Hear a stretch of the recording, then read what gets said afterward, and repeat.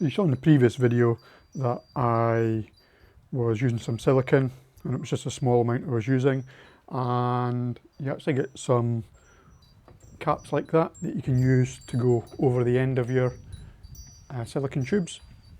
So that's a good way to save your silicone for later. I've had limited success with these. They don't tend to work as much long term.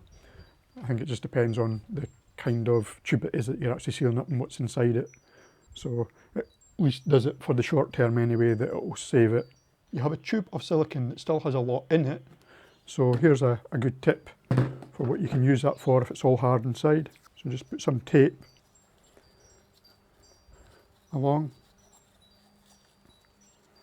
and that's just going to give you a nice edge. And if you just measure these out to be the same height, what we can actually do is make some painting standoffs. So you just grab a knife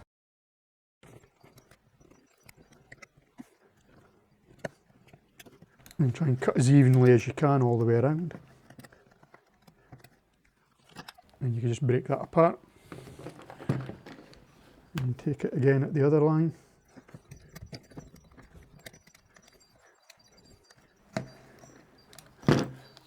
And just take that end off. And you can choose to put a nail through the bottom or a wooden cocktail stick. So you can have a point there if that's what you want. Or you can cut down the sides and then just peel off the outside of that.